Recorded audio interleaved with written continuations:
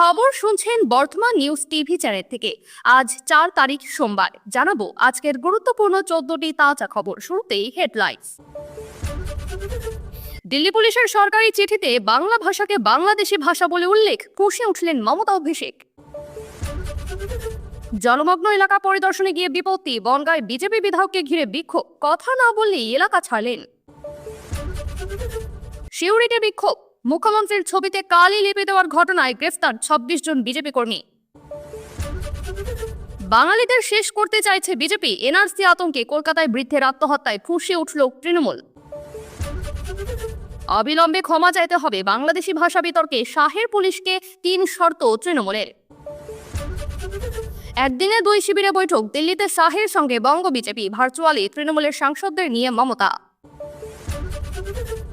আগ্নেয়াস্ত্র দিয়ে মেরে মালিকের মাথা ফাটিয়ে সোনার দোকানে লুট, ভয়াবহ ঘটনা দানকুনিতে। সবার হাতে ত্রাণের চাল ডাল তুলে দিচ্ছিলেন মন্ত্রী, ঠিক তখনই বর্ধমানের এক মহিলা সামনে এসে বললেন নিজের কষ্টের কথা। দিনভর বাড়ির কাজ, ভুল হলেই জোটে বেধড়ক মার, সৎ মায়ের বিরুদ্ধে পুলিশের দ্বারস্থ নাবালিকা বারুইপুরে। শিলিগুড়ির ডেপুটি মেয়রের বিরুদ্ধে দুর্নীতির অভিযোগ তুলেছিলেন সেই মেয়র পারিষদ দিলীপ বর্মনকে শোকজ করল তৃণমূল। তেজস্বীর দেখানো ভোটার কার্ড জাল, বিতর্কের মাঝেই লালু পুত্রকে নোটিশ কমিশনের। হোস্টেলে ঢুকে শিশুদের হাত ধরে টানাটানি, পুলিশের সামনে চমকে দেওয়ার মতো পরিচয় দিলেন মহিলা, চাঞ্চল্যকর ঘটনা বালুরঘাটে। পুরুলিয়ায় এসআইআর শুরু হওয়ার আগেই ভোটার তালিকায় ভূতের খোঁজ ধরেই সরব বিজেপি নেতৃত্ব। আবাস যোজনার টাকার ঘর তুলতে গিয়ে মর্মান্তিক মৃত্যু, ভয়ঙ্কর কারণ ঘিরে শোকের ছায়া এলাকায়। আপনাদের কাছে একটি ছোট্ট অনুরোধ, সত্য তুলে ধরাই আমাদের লক্ষ্য, আর আপনাদের বিশ্বাসই আমাদের শক্তি। প্রতিদিন চেষ্টা করি সঠিক ও নিরপেক্ষ খবর পৌঁছে দিতে। যদি এই প্রচেষ্টা ভালো লাগে তাহলে একটা লাইক দিয়ে পাশে থাকার বার্তা দিন। আপনার একটা ছোট্ট ক্লিকই আমাদের আগামী দিন গড়ার উৎস। এবারে দেখুন বিস্তারিত খবর। গতকাল দুপুরে সিউড়ির জেলা প্রশাসক দফতরের সামনে দিয়ে বিজেপি কর্মীদের বিক্ষোভ মিছিল চলাকালীন ওই দফতরের সামনে সংকলিত মুখ্যমন্ত্রীর উন্নয়ন প্রকল্পের পোস্টারে কালি দিয়ে কুখ্যাত মন্তব্য লিখে বিতর্কের সৃষ্টি করেন বিজেপি সমর্থক সমরেশ ঘোষ। পুলিশ সূত্রে জানা গেছে, যৌক্তিক স্বরূপ কোনো স্পষ্ট অশ্লীলতা না থাকলেও বিষয়টিকে রাজনৈতিক অপকর্মের সমন্বয়ে দেখছে প্রশাসন। পুরো ঘটনার মাত্র কয়েক মিনিটের মধ্যেই স্থানীয় তৃণমূল কর্মীরা এসে প্রতিবাদ শুরু করেন। কালের আগে সতর্কতা হিসেবে পরিপূর্ণ পুলিশ বাহিনী মোতায়েন করা হয়, উভয় পক্ষকে স্থান থেকে সরিয়ে দেওয়া হয়। এই সংঘর্ষে তৃণমূল ও বিজেপি দুই তরফেরকে সামান্য হাতাহাতি, চিৎকার এবং লাঠি চাবুক দেখা যায়। পুলিশের হস্তক্ষেপে পরিস্থিতি নিয়ন্ত্রণে আসে। প্রাথমিকভাবে 14 জনকে আটক করা হয়, যার মধ্যে ছিলেন বিজেপির বীরভূম সাংগঠনিক জেলা সভাপতি ধ্রুব সাহা সহ স্থানীয় স্তরের উল্লেখীয় নেতৃবর্গ। পুলিশের দাবি, রাত পর্যন্ত গ্রেফতার সংখ্যা বেড়ে 26 জনে দাঁড়িয়েছে। তাদের মধ্যে একজনের নাম সমরেশ ঘোষ। জানা যাচ্ছে, রাতভর পুলিশের হেফাজতে থাকাকালীন থানার ভেতরে গান বাজিয়ে অশান্ত আবহ তৈরি করেছে নাটকরা। তাদের সিউড়ি আদালতে হাজির করা হয়। পুলিশ তাদের বিরুদ্ধে জামিন অযোগ্য ধারায় মামলা দায়ের করেছে। দফায় দফায় ভারী বৃষ্টিতে জলমগ্ন হয়ে পড়েছে বনগাঁ পুরসভার একাধিক ওয়ার্ড। সবচেয়ে খারাপ পরিস্থিতি 21 নম্বর ওয়ার্ডে। রাস্তা, ঘরবাড়ি, দোকানপাট জলমগ্ন। সেই পরিস্থিতি খতিয়ে দেখতে রবিবার এলাকা পরিদর্শনে যান বনগাঁ উত্তরের বিজেপি বিধায়ক অশোক কীর্তনিয়া। বিধায়ককে দেখেই বিক্ষোভে ফেটে পড়েন এলাকার বাসিন্দারা। ক্ষোভের মুখে পড়ে প্রথমে তাদের বোঝানোর চেষ্টা করেন অশোকবাবু, কিন্তু পরিস্থিতি দ্রুত উত্তপ্ত হয়ে ওঠে। অভিযোগ, স্থানীয়রা বিধায়ককে কার্যত ঘিরে ধরে প্রশ্ন করতে থাকেন। পরে কথা না বলেই এলাকা ছেড়ে চলে যান বিধায়ক। বিক্ষোভরতদের অভিযোগ, 2021 সালের নির্বাচনের সময় উন্নয়নের প্রতিশ্রুতি দিয়ে এলাকায় ঘুরেছিলেন বিধায়ক, কিন্তু ভোটে জেতার পর আর তাকে এলাকায় দেখা যায়নি। গত 4 বছরে কোনো উন্নয়ন হয়নি বলে অভিযোগ। এখন আবার ভোটের মুখে মানুষকে মুখ দেখাতে এসেছেন বলেই ক্ষোভ উগরে দেন তারা। ঘটনার পর বিজেপি বিধায়ক অশোক কীর্তনিয়া অভিযোগ করেন, আমি সাধারণ মানুষের পাশে দাঁড়াতে গিয়েছিলাম, তৃণমূল ষড়যন্ত্র করে বিক্ষোভ করিয়েছে। পাল্টা তৃণমূল কাউন্সিলর সুরজিৎ দাস বলেন, 4 বছর বিধায়ক আসেননি, এখন ভোটের মুখে এসে প্রশ্নের মুখে পালিয়ে গেলেন। ঘটনাটিকে ঘিরে রাজনৈতিক চাপানোতর চরমে। এনআরসি আতঙ্ক খাস কলকাতায় আত্মহত্যার ঘটনায় ফুঁসে উঠল তৃণমূল। সোশ্যাল মিডিয়ায় বিজেপির বিরুদ্ধে সুর চড়ালো বাংলার শাসক দল। তৃণমূলের দাবি, বাঙালিদের শেষ করতে চাইছে বিজেপি। ঘটনার সূত্রপাত রবিবার সকালে।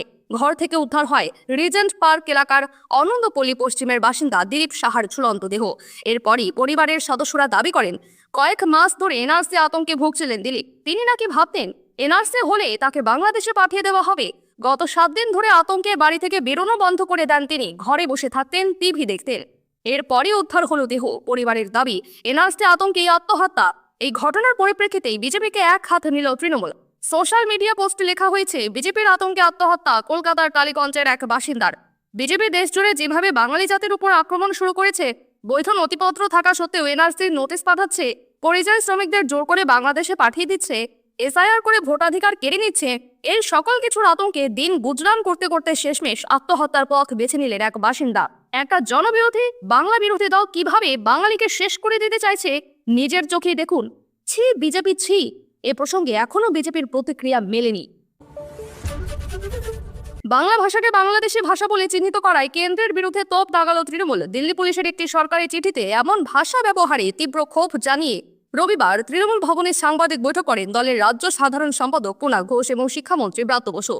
কুণাল ঘোষ বলেন, এটি নিছক প্রশাসনিক ভুল নয়, পরিকল্পিত অপমান। বিজেপি এবং ডবল ইঞ্জিন সরকারগুলি বাংলা এবং বাঙালির শিকড় টেনে উপড়ে ফেলার চেষ্টা করছে। বাংলা ভাষা বললেই বাংলাদেশে তকমা দিচ্ছে। এটা সীমাহীন অসভ্যতা। দিল্লি পুলিশের চিঠিতে সই করা অফিসার অমিত দত্তের অপসারণ দাবি করেন তিনি। পাশাপাশি স্বরাষ্ট্র মন্ত্রক এবং দিল্লি পুলিশের ক্ষমা প্রার্থনার দাবি তোলেন। শিক্ষামন্ত্রী ব্রাত্য বসু বলেন, আমাদের দেশের জাতীয় সঙ্গীত লেখা হয়েছে বাংলায়। পাকিস্তানের মানুষ হিন্দিতে কথা বলে, তাই হিন্দি ভাষীদের আমরা পাকিস্তানি বলবো? বিজেপির হিন্দি আগ্রাসনের বিরুদ্ধে কড়া বার্তা দিয়ে তিনি বলেন, বাংলা ভাষা সারা বিশ্বে সম্মানিত, আপনারা তা অপমান করতে পারেন না। মুখ্যমন্ত্রী সব ভাষাকে সম্মান করেন, অথচ দিল্লিতে বাংলা ভাষার এই অপমাননা চলছে। সম্প্রতি বাংলাদেশের সন্দেহে 8 জনকে আটক করে দিল্লি পুলিশ। তাদের কাছ থেকে বাজেয়াপ্ত নথিপত্র ছিল বাংলায় লেখা।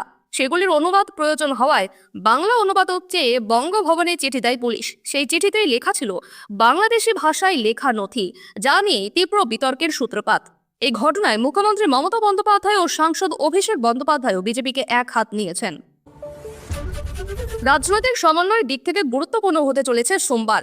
একদিকে বাংলার মুখ্যমন্ত্রী মমতা বন্দ্যোপাধ্যায় ভার্চুয়াল বৈঠকে বসতে চলেছেন তৃণমূলের লোকসভা ও রাজ্যসভার সাংসদদের সঙ্গে। অন্যদিকে ঠিক একই দিন দিল্লিতে কেন্দ্রীয় স্বরাষ্ট্রমন্ত্রী অমিত শাহের সঙ্গে আলোচনায় বসছেন বঙ্গ বিজেপির শীর্ষ নেতৃত্ব ও সংসদরা। রবিবার রাজ্য বিজেপির সভাপতি শ্রমিক ভট্টাচার্য জানান, দিল্লিতে শাহের সঙ্গে বৈঠকের আয়োজন করা হয়েছে সোমবার। এই বৈঠকে উপস্থিত থাকবেন পশ্চিমবঙ্গের লোকসভা ও রাজ্যসভার বিজেপি সাংসদরা। বিজেপির শিবির সূত্রে খবর, চলমান সংসদ অধিবেশনে তৃণমূল সাংসদেরা কেন্দ্রের বিরুদ্ধে একের পর এক ইস্যুতে সরব হচ্ছেন। ভাষা বিতর্ক, নির্বাচন কমিশনের স্পেশাল ইন্টেন্সিভ রিভিশন প্রক্রিয়া কিংবা রাজ্যের প্রতি কেন্দ্রের বঞ্চনা, এসব নিয়ে বারবার কেন্দ্রকে কোণঠাসা করছেন তৃণমূল সাংসদরা। তবে কেন্দ্রীয়ভাবে নিয়ন্ত্রিত বক্তা তালিকায় প্রতিদিন বাংলার বিজেপি সাংসদদের নাম না থাকায় সরাসরি পাল্টা জবাব দেওয়ার সুযোগ পাচ্ছেন না তারা। এই পরিস্থিতিতে কিভাবে সংগঠিত ও কার্যকরভাবে জবাব দেওয়া যায় সে বিষয়েও বৈঠকে আলোচনা হতে পারে বলে ইঙ্গিত বিজেপি সূত্রের। তৃণমূল সূত্রের মতে, মমতা বন্দ্যোপাধ্যায় তৃণমূল সাংসদদের সঙ্গে বৈঠকে রাজ্যের বিভিন্ন ইস্যু, কেন্দ্রের বিরুদ্ধে দলের অবস্থান এবং সংসদে আগামী দিনের কৌশল ঠিক করতে পারেন। ফলে একদিনে 2 মেরুতে 2টি বৈঠক ঘিরে রাজনৈতিক চাপানোতর তুঙ্গে উঠতে পারে। আগ্নেয়াস্ত্র দিয়ে মালিকের মাথা ফাটিয়ে হাত বেঁধে সোনার দোকানে ডাকাতির অভিযোগ। ঘটনাকে ঘিরে চাঞ্চল্য ছড়িয়েছে ডানকুনির TN মুখার্জি রোডে। পুলিশ ও স্থানীয় সূত্রে জানা গিয়েছে, রবিবার দুপুরে ওই সোনার দোকানে ক্রেতা সেজে ঢোকে 5 জন। ক্রেতাদের ভিড়ে মিশে গয়না দেখতে শুরু করেন। অভিযোগ, আচমকাই তাদের মধ্যে একজন ব্যাগ থেকে আগ্নেয়াস্ত্র বার করে। দোকানের মালিক বাধা দিতে গেলে আগ্নেয়াস্ত্রের বাত দিয়ে মেরে তার মাথা ফাটিয়ে দেওয়া হয় বলে অভিযোগ। এরপর ক্রেতাদের আলাদা করে দোকান মালিক ও কর্মীদের বেঁধে রেখে চলতে থাকে লুটপাট। কয়েক লক্ষ টাকার সোনার গহনা লুট করে চম্পট দেয় 5 জনের দুষ্কৃতী দল। খবর পেয়ে ঘটনাস্থলে পৌঁছায় ডানকুনি থানার পুলিশ।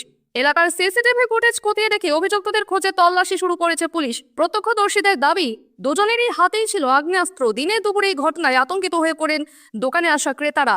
এক প্রত্যক্ষদর্শীর কথায়, কেউ এক ফোঁটাও আঁচ করতে পারেনি। প্রথমে ওরা তো গয়না দেখছিল, হুট করে দেখি একজন চিৎকার করছেন, তারপরই মাথা ঘুরিয়ে দেখি দোকান মালিকের মাথায় আগ্নেয়াস্ত্র ঠেকানো। ততক্ষণে ভয়ে আমার হাত পা ঠান্ডা হয়ে গিয়েছে। সম্প্রতি শিলিগুড়িতে পরপর 2বার সোনার দোকানে ভয়াবহ ডাকাতির ঘটনা ঘটেছে। পরে সিসিটিভি ফুটেজ খতিয়ে দেখে দুষ্কৃতীদের গ্রেফতারও করে পুলিশ। সামনে দাঁড়িয়ে রাজ্যের মন্ত্রী অরূপ বিশ্বাস, তার আশেপাশে রয়েছেন অনেকে। বস্তা বস্তা ত্রাণ তুলে দিচ্ছেন তিনি বন্যা দুর্গতদের হাতে। লাইন দিয়ে একের পর এক মানুষ আসছেন আর মন্ত্রীর হাত থেকে ত্রাণ তুলে নিচ্ছেন। সেই রকমই ত্রাণ নেওয়ার জন্য এসেছিলেন এক মহিলা। রাজ্যের মন্ত্রীকে দেখে তিনি বললেন সবটা। রবিবার পূর্ব বর্ধমানের রায়না 2 নম্বর ব্লকের বড় বৈনান অঞ্চলের আদমপুরে পৌঁছন রাজ্যের বিদ্যুৎ, ক্রীড়া ও যুব কল্যাণ আবাসন মন্ত্রী অরূপ বিশ্বাস। বন্যা দুর্গতদের হাতে তুলে দেন ত্রাণ। তার সঙ্গে ছিলেন পুলিশ সুপার সায়ক দাস, জেলা তৃণমূল সভাপতি রবীন্দ্রনাথ চট্টোপাধ্যায়, জেলা পরিষদের সভাধিপতি শ্যামাপ্রসন্ন লোহার, রাজ্য তৃণমূল কংগ্রেসের আদিবাসী সেলের চেয়ারম্যান দেব টুডু, জামালপুরের বিধায়ক অলোক মাঝি, রায়নার বিধায়ক শম্পা ধারা, বর্ধমান দক্ষিণের বিধায়ক খোকন দাস সহ প্রশাসনিক ও দলীয় নেতৃত্ব। সেখানে ত্রাণ নেওয়ার সময় এক মহিলা বলেন, স্যার বলছি এত জল পেরিয়ে এলাম যে আমাদের কষ্ট হচ্ছে, এত জলে জামা কাপড় সব ভিজে যাচ্ছে, এত কষ্ট করতে হচ্ছে মেয়েদের। মন্ত্রী তখন মাথা নাড়েন। এদিন অরূপ বিশ্বাস বলেন, মুখ্যমন্ত্রী মমতা বন্দ্যোপাধ্যায় কিছু ত্রাণ সামগ্রী পাঠিয়েছেন, তা আজ মানুষের হাতে তুলে দিলাম। ডিভিসি পরিকল্পিতভাবে জল ছেড়ে বাংলার মানুষের ঘরবাড়ি, চাষের জমি, ধান সবকিছুই নষ্ট করেছে। আজ যারা গৃহহীন হয়েছে একদিন তারাই বিজেপিকে বাংলা ছাড়া করবে। তার আরও অভিযোগ, মুন্ডেশ্বরী নদীর সংস্কার না হওয়ার জন্য দায়ী কেন্দ্র সরকার। কেন্দ্র ইচ্ছাকৃতভাবে গ্রাম বাংলাকে ধ্বংস করছে। মায়ের অত্যাচারে অতিষ্ঠ প্রাণে বাঁচতে স্কুল সেরে বাড়ি ফেরার পথে সোজা থানায় হাজির নাবালিকা। সেখানে কান্নায় ভেঙে পড়ে সে। ঘটনাটিকে কেন্দ্র করে চাঞ্চল্য ছড়িয়েছে দক্ষিণ 24 পরগনার ক্যানিংয়ে। অভিযোগ পেয়ে নাবালিকার সৎমা ও তার বাবাকে থানায় ডাকেন অফিসাররা। তাদের জিজ্ঞাসাবাদের পাশাপাশি নাবালিকার কাউন্সেলিংয়ের ব্যবস্থা করা হয়েছে বলে খবর। জানা গিয়েছে, ক্যানিংয়ের বাসিন্দা ওই নাবালিকা ক্যানিংয়ের থুমকানে জুনিয়র হাই স্কুলের 8ম শ্রেণীর ছাত্রী। মায়ের মৃত্যুর পর দ্বিতীয় বিয়ে করে বাবা, তারপর থেকেই অশান্তি শুরু। ছাত্রের অভিযোগ, সৎমায়ের অত্যাচার সে আর সহ্য করতে পারছে না। সৎমা মামনি বিবি নাকি সারাদিন সংসারের সমস্ত কাজ করতে বাধ্য করে তাকে। হাড়ভাঙা খাটুনির সঙ্গে চলে অকথ্য গালিগালাজ, মারধর। আর অভিযোগ, কোনো কাজে ভুল হলেই জোটে বেধড়ক মার। শুক্রবার রাতেও নাবালিকা ছাত্রীকে প্রচন্ড মারধর করা হয় বলে অভিযোগ। নির্মম যন্ত্রণা থেকে মুক্তি পেতে স্কুল থেকে ফেরার পথে সোজা ক্যানিং থানায় গিয়ে হাজির হয় সে। গোটা বিষয়টা জানায়। তার অভিযোগ, বাবাকে বিষয়টা জানালেও কোনো লাভ হয়নি, বরং নালিশ করলে কপালে জুটত মার। পুলিশ সূত্রে জানা গিয়েছে, ওই ছাত্রীর প্রাথমিক অভিযোগের ভিত্তিতে তদন্ত শুরু হয়েছে। থানায় জিজ্ঞাসাবাদের জন্য ডেকে পাঠানো হয়েছে তার বাবা নজরুল মোল্লা ও সৎমা মামুনি বিবিকে। পাশাপাশি ওই ছাত্রীকে কাউন্সেলিংয়ের ব্যবস্থা করেছে ক্যানিং থানার পুলিশ। ডেপুটি মেয়রের বিরুদ্ধে প্রকাশ্যে দুর্নীতির অভিযোগ। শিলিগুড়ি পৌর নিগমের বৈঠকে প্রকাশ্যে আসে গোষ্ঠী কোন্দল। ডেপুটি মেয়রের বিরুদ্ধে অভিযোগ তোলেন খোদ মেয়র পারিষদ দিলীপ বর্মন। এবার তাকেই শোকজ করল তৃণমূল। সূত্রের খবর, শৃঙ্খলা ভঙ্গের অভিযোগে দিলীপ বর্মনকে শোকজ করা হয়েছে। তাকে 3 দিনের মধ্যে জবাব দেওয়ার নির্দেশও দেওয়া হয়েছে।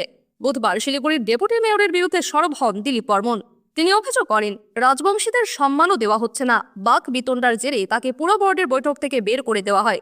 যদিও শোকজের পর দিলীপ বলেন, যদি ভালো কাজ করতে গিয়ে শোকজ খেতে হয় তাতে আমার কোনো দুঃখ নেই। রাজবংশী সম্প্রদায়ের মানুষকে অসম্মানিত করা হচ্ছে। এই ধরনের ঘটনা উত্তরবঙ্গে যে ঘটছে তা শীর্ষ নেতৃত্ব জানে কি না জানি না, তবে আমি 3.5 বছর কাউন্সিলর থাকার পর বুঝতে পারি, আমি অনেকগুলো চিঠি পাঠিয়েছি, তার কোনো সদুত্তর পাইনি। মেয়র গৌতম দেব বলেন, দল যেটা বুঝেছে সেটা করেছে। আমাকে দল কিছু বলেনি। দল চিঠি দিয়েছে, শোকজ করেছে। আমি তো দলের প্রতিনিধি, দল যা বলবে তাই করব। কর্পোরেশন বোর্ড মিটিং সংক্রান্ত যাবতীয় ব্যাপাররা চেয়ারম্যানের। খসড়া ভোটার তালিকায় তার নাম নেই বলে লালুপুত্র তেজস্বী যাদব যে দাবি করেছিলেন তা সম্পূর্ণ ভিত্তিহীন ও মিথ্যা। এমনকি যে ভোটার কার্ডটি দেখিয়েছিলেন বিহারের বিরোধী দলনেতা, সেটির কোনো অস্তিত্ব নেই বলে দাবি করল নির্বাচন কমিশন। কেন একটি জাল ভোটার কার্ড দেখিয়ে এমন দাবি করেছেন তাও জানতে চেয়ে তেজস্বীকে নোটিশ ধরালো কমিশন। ওই এপিক নম্বরের কোনো ভোটার কার্ডই নেই বলে দাবি কমিশনের। বিষয়টি নিয়ে সরব হয়েছে বিজেপিও। বিহারে ভোটার তালিকার বিশেষ নিবিড় সমীক্ষা নিয়ে বিতর্কের আবহে শনিবার তেজস্বী দাবি করেন, খসড়া ভোটার তালিকায় তার নাম নেই, তার নাম বাদ দিয়ে দেওয়া হয়েছে। ফলে তিনি ভোটে লড়বেনই বা কি করে, আর ভোটই বা দেবেন কি করে। কমিশন অবশ্য তার কিছুক্ষণের মধ্যেই তেজস্বীর অভিযোগ খারিজ করে দিয়েছে। তেজস্বী সাংবাদিক বৈঠকে জানিয়েছিলেন, তার ভোটার কার্ডের এপিক নম্বর RAB 29162120, কিন্তু কমিশনের বক্তব্য, তেজস্বীর এপিক নম্বর RAB 0456228। 204 নম্বর বুথ কেন্দ্র বিহার অ্যানিমাল সায়েন্স ইউনিভার্সিটির লাইব্রেরি বিল্ডিং, ক্রমিক নম্বর 416তে বিরোধী দলনেতার নাম রয়েছে। রবিবার কমিশন তেজস্বীকে যে নোটিশ ধরিয়েছে তাতে সে কথাই বলা হয়েছে। তেজস্বী যে ভোটার কার্ড প্রকাশ এনেছিলেন তাও দেখতে চেয়েছে কমিশন। কমিশন বলেছে, প্রাথমিক তদন্তে দেখা যাচ্ছে এপিক নম্বর RAB 29162120 কমিশনের কাছে নথিভুক্তই নয়। তাই আপনি দয়া করে আপনার ভোটার কার্ডটি আমাদের পাঠান। যে ভোটার কার্ডটি আপনি সংবাদ মাধ্যমে দেখিয়েছিলেন, তাহলে আমরা ব্যাপারটা তদন্ত করে দেখতে পারি। ছেলেধরা সন্দেহে এক মহিলাকে মারধর করার অভিযোগ উঠল বালুরঘাটের মঙ্গলপুরে ভারত সেবাশ্রম সংঘ এলাকায়। রবিবার বিকেলে ওই মহিলাকে মারধর করে গ্রিলে বেঁধে রাখা হয়। খবর পেয়ে ঘটনাস্থলে যায় বালুরঘাট থানার পুলিশ। পরে পুলিশ ওই মহিলাকে উদ্ধার করে বালুরঘাট থানায় নিয়ে আসে। এই ঘটনায় চাঞ্চল্য ছড়িয়েছে বালুরঘাট জুড়ে। পুলিশের প্রাথমিক অনুমান, ওই মহিলা মানসিক ভারসাম্যহীন।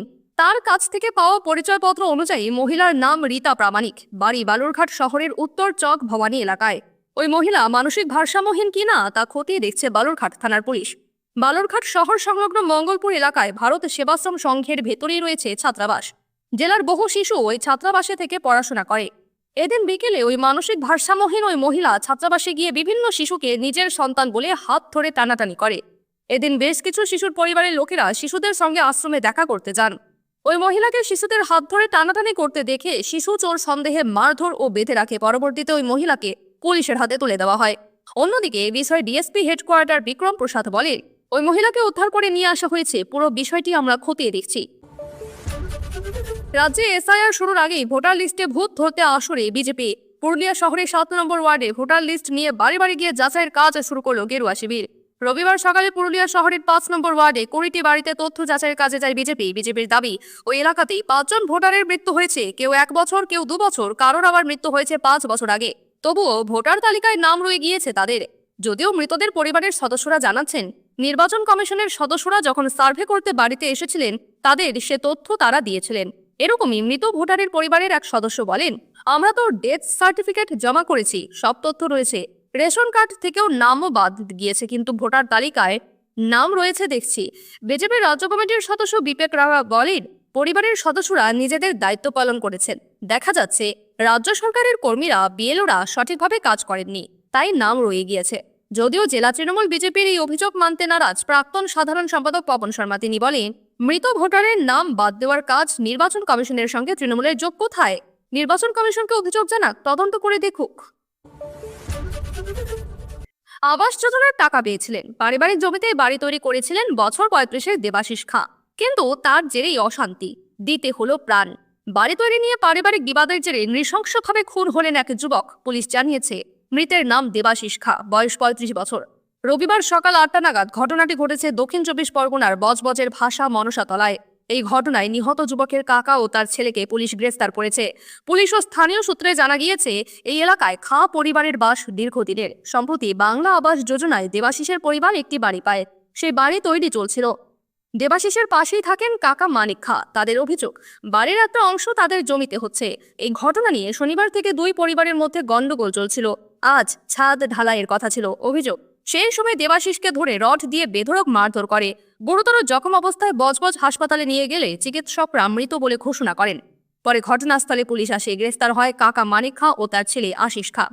আপনি কোন জেলা থেকে দেখছেন জানিয়ে দিন কমেন্টে। যখন বাজারে ঘুরছে অসত্য ও গুজব, তখন বর্তমান নিউজ টিভি চ্যানেল দিচ্ছে কেবল সত্য, স্পষ্ট এবং নির্ভরযোগ্য প্রতিবেদন। আজকের মতো এখানেই শেষ। সঙ্গে থাকার জন্য ধন্যবাদ। দেখা হবে আবার পরবর্তী বুলেটিনে।